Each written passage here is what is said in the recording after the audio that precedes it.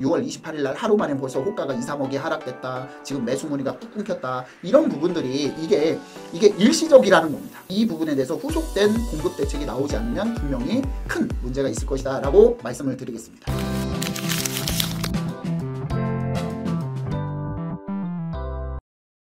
안녕하세요. 반갑습니다. 이충민의 부말리입니다.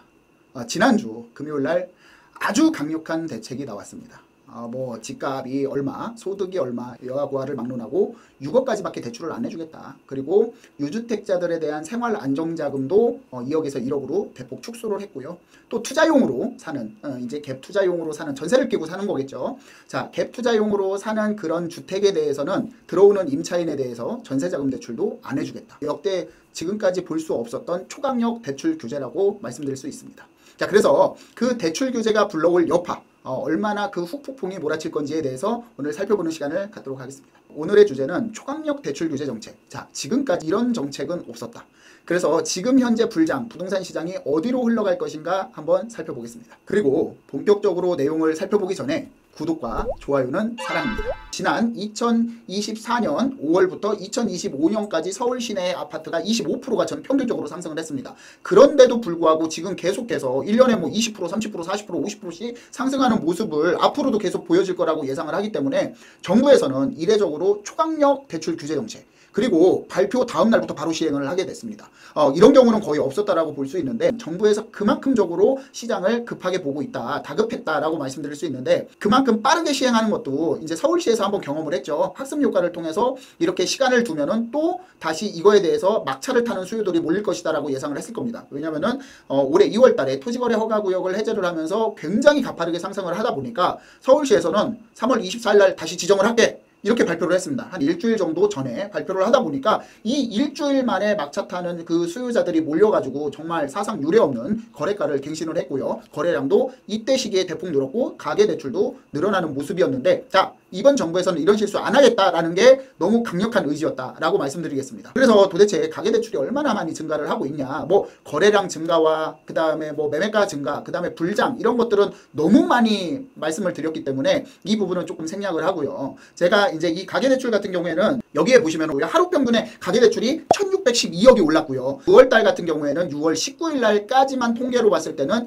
2102억, 이대로 가면은요 6월 말이면 7조를 넘어간다라고 말씀드릴 수 있습니다. 그렇기 때문에 정부에서는 가장 안정적인 가계대출인 3조에서 4조 선에서 맞추기 위해서 굉장히 좀 이번에 강력한 대책을 발표했다라고 말씀드리겠습니다. 그럼 여기서 설명드릴 것이 이번 대책들이 도대체 뭐가 그렇게 강력하냐라고 말씀드릴 수 있는데, 첫째, 가장 기본적인 거는요 뭐냐면은 6억 이상은 대출이 아예 안 됩니다. 내가 뭐 10억짜리 사면은 6억을 받을 수 있고 20억짜리 사도 6억을 받을 수 있고 30억짜리를 사도 6억이 최고다라고 말씀드릴 수 있고요. 문재인 정권 때 9억, 12억, 그 다음에 15억 이상은 아예 대출 금지, 이런 대출 금액을 총량을 규제하는 정책은 있었지만 이렇게 주택가격과 소득과 상관없이 무조건 6억으로 못 박는 경우는 지금 대출 정책에서 최초다라고 말씀드릴 수 있습니다. 그렇기 때문에 이 부분에 대해서는 대출 규제가 굉장히 강력할 것으로 보고 있고요. 자, 그러면 내용을 하나하나 좀 살펴볼게요. 금융권 같은 경우에는 이 금융권에서는 첫째로 자, 대출 총량이라는 게 있습니다. 7월부터 당초 계획 대비 50%로 감소를 했습니다. 총량이 은행별로 만약에 1조다 은행별로, 그러면 이게 총량에서 이걸 50%로 하기 때문에 이거를 5천억밖에 대출을 안 해준다, 못 해준다라는 게 있고요. 그 다음에 정책대출 있죠. 정책대출 여기 보시면은 뭐 디딤돌 대출이나 아니면 보금자리 대출, 이런 것들도 공급이 만약에 1조였다, 1조면 여기서 25%를 감축을 했습니다. 그러면 어떤 거냐면 복지혜택, 이 정책자금 대출이 많이 줄어들겠죠. 이게 무슨 얘기냐면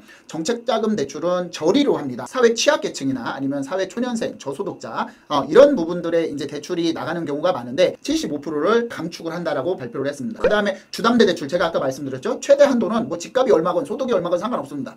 소득이 물론 적으면 6억 이하로 나오지만 그 소득이 많은데도 불구하고 LTV나 DSR 적용을 했을 때 뭐 충분히 많이 나올 수 있는데도 불구하고 그냥 안 돼, 넌 그냥 6억만 받아, 나머지는 현금으로 만들어, 이런 부분이기 때문에 가장 강력하다. 주담대 총액 한도가 없었는데 6억까지 이렇게 된다라고 말씀드릴 수 있고요. 이 부분에 대해서 좀 하나하나 살펴보겠습니다. 첫째, 실거주 목적이 아닌 추가 주택 구입 수요를 차단한다는 데 목적이 있습니다. 그러니까 뭐냐면 투자하지 마라, 투기하지 마라, 이런 시장이에요. 이제 2주택자, 다주택자와 1주택자, 그 다음에 무주택자가 구분이 되는데 2주택 이상자는 아예 규제지역이거나 비규제지역이거나 서울 수도권에서 만약에 아파트를 산다? 그냥 아예 안 나옵니다. 대출이 안 나와요. 2주택자 이상이 산다라고 했을 때. 자, 근데 1주택 내가 이 집을 살고 있어요. 아니면은 뭐 이 집을 하나 가지고 있어. 그럼 나는 집을 하나 더 사야 돼. 그러면은 이 집을 살 때 그래 너 대출 해줄게. 하지만 6억까지야. 하지만 이 집은 6개월 내내 팔아.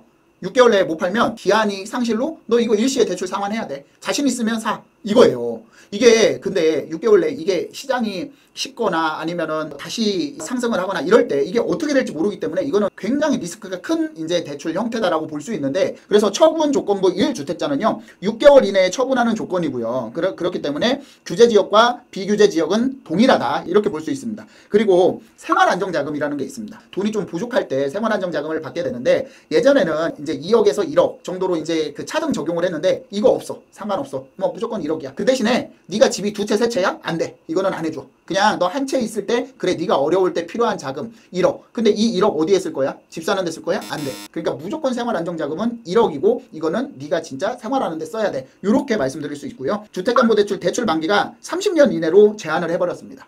왜냐면 지금 같은 경우에는 뭐 거치 기간도 있고 30년에서 40년 은행마다 이제 상품마다 조금 다르긴 한데 이 부분을 아예 30년으로 고정을 했어요. 이게 무슨 얘기냐면요. 6억을 30년 동안 원리금 균등분할 상환을 하게 되면은 한 달에 300만 원 정도 나갑니다. 일반 가정에서는 300만 원이라는 상환 금액을 오로지 집으로만 쓰기에는 부담되는 금액이다라는 것을 느껴서 이 30년 상환이니까, 왜냐면 40년보다 훨씬 늘어나겠죠. 금액이 커지겠죠. 그럴 거면은 부담되면 사지 마. 6억도 대출 받지 마. 이렇게 설명을 드릴 수 있고요. 그리고 소유권 이전 조건부 전세 대출 금지. 이거 같은 경우는 뭐냐면 갭 투자를 완전 차단하겠다는 거예요. 20억짜리 집을 하나 삽니다. 여기 전세가 12억이에요. 그러면은 제가 이 집을 하나 샀는데 전세입자를 구해야 될 거 아니에요? 그럼 이 전세입자가 대출을 받습니다. 전세자금 대출을 받아요.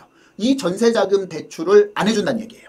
무슨 얘기냐면 이 집은 갭 투자자가 산 거야. 너가 들어갈 때 전세자금 대출이 안 나와. 그렇기 때문에 네 돈 다 가지고 전세를 들어가거나 아니면 다른 집 찾아봐. 이 집은 안 돼. 이게 갭 투자자들을 원천 차단한다라고 말씀을 드릴 수 있습니다.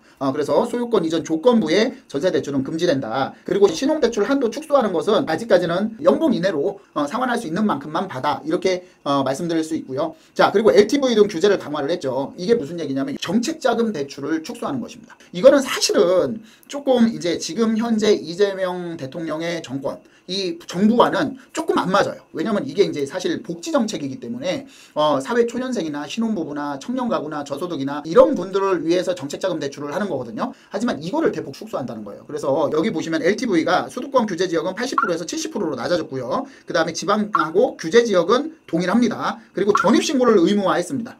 원래는 전입신고 의무가 없었는데 6개월 이내에 너네가 직접 사는 거를 보여줘. 그래서 전입신고를 완전 의무화했다. 그리고 디딤돌은 1개월 내에 전입이에요. 디딤돌 대출을 집을 사면은 내가 무조건 전입을 해야 됩니다. 정책자금 대출이 얼마나 축소되는지 한번 보겠습니다. 뭐 일반 디딤돌 대출 같은 경우에는 집을 구입할 때 2억 5천에서 2억 한도로 줄었고요. 그 다음에 생애 최초라든가 청년주택은 최대 2.4억으로 줄었습니다. 3억에서. 그리고 신혼부부 등 같은 경우에는 3.2억, 4억에서 3억 2천까지 줄었고요. 신생아 대출도 5억에서 4억으로 줄었습니다. 저는 사실 이 부분이 조금 안타까워요. 너무나 크게 지금 활활 타오르고 있는 불장을 잡기 위해서 대의를 위해서 소를 희생시킨다라는 개념이지만, 물론 분명히 금융위원회에서도 발표를 했어요. 청년층이나 이제 중산층, 그 다음에 자기가 이제 거주를 직접 실내 거주를 할 목적으로 하는 그런 분들한테 일부적으로 피해가 갈 수 있지만 이 불을 꺼야 된다라고 발표를 했습니다. 그래서 정책자금 대출 또한 많이 이제 줄이고 있다라고 볼 수 있고요. 버팀목 대출 또한 마찬가지입니다. 이 대출 규제에 대해서 이제 하나하나 살펴봤는데, 자, 그러면 간단하게 대출이 도대체 얼마 정도 주냐?